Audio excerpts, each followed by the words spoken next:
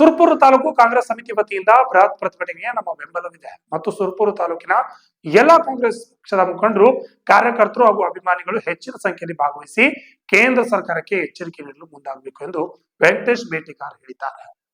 ಸನ್ಮಾನ್ಯ ಮುಖ್ಯಮಂತ್ರಿ ಸಿದ್ದರಾಮಯ್ಯನವರು ತಮ್ಮ ಜೀವನದ ಉದ್ದಕ್ಕೂ ಬಡವರ ಪರ ಬಡವರಿಗಾಗಿ ಕೆಲಸ ಮಾಡುತ್ತಾರೆ. ಅಹಿಂದ ವರ್ಗದ ನಾಯಕ ಎಂದು ಖ್ಯಾತಿ ಪಡೆದಿರುವ ವ್ಯಕ್ತಿಗೆ ಅನ್ಯಾಯ ಮಾಡುತ್ತಿರುವ ಬಿಜೆಪಿ ಹಾಗೂ ಜೆಡಿಎಸ್ ಪಕ್ಷದ ಕೇಂದ್ರ ಸರ್ಕಾರಕ್ಕೆ ಎಚ್ಚರಿಕೆ ನೀಡಲು ನಾವೆಲ್ಲರೂ ಮುಂದಾಗಬೇಕೆಂದು ಕರೆ ನೀಡಿದರು. ಮತ್ತು ಕೇಂದ್ರ ಸರ್ಕಾರದ ಕೈಗೊಂಬೆಯಾಗಿ ರಾಜಭವನ ಕೆಲಸ ಮಾಡ್ತಾ ಇದೆ. ನಮ್ಮ ಸಿದ್ದರಾಮಯ್ಯ ಅವರು ಯಾವುದೇ ತಪ್ಪು ಮಾಡಲಾರ್ದೇ ಈ ರಾಜಭವನ ಇಡೀ ಕರ್ನಾಟಕ ರಾಜ್ಯಾದ್ಯಂತ ನಮ್ಮ ಕಾಂಗ್ರೆಸ್ ಪಕ್ಷ ಸಿದ್ದರಾಮಯ್ಯ ಪರವಾಗಿ ನಿಂತಿದೆ.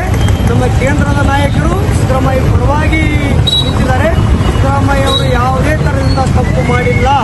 ತಪ್ಪು ಮಾಡಿದ ರಾಜಕೀಯ ದುರುದ್ದೇಶನ ಮತ್ತು ರಾಜಭವನ ಬಿಜೆಪಿಯ ಕೈಗೊಂಬೆಯಾಗಿ ಕೆಲಸ ಮಾಡ್ತಾ ಇದೆ.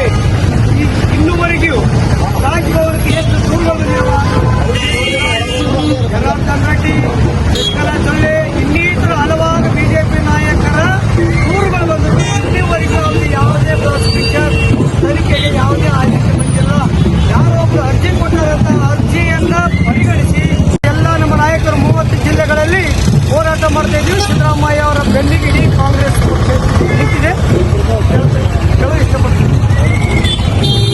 ಇವತ್ತು ಸಿದ್ದರಾಮಯ್ಯನವರ ಹಿಂದುಳಿದ ನಾಯಕರು, ಜಾತ್ಯತೀತ ನಾಯಕರು 2 ಸಲ ಏನು ಮುಖ್ಯಮಂತ್ರಿ ಆಗಿದ್ದಾರ ಅದನ್ನು ಸಹಿಸದೆ ಹಿಂದುಳಿದವ್ರನ್ನ ಅಭಿವೃದ್ಧಿ ಮಾಡ್ತಾರಂತ ಹೊಟ್ಟೆ ಕಿಚ್ಚಿನಿಂದ ಇವತ್ತು ಅವರಿಗೆ ಈ ಒಂದು ಕೆಲಸ ಮಾಡ್ತಾ ಇದ್ದಾರೆ.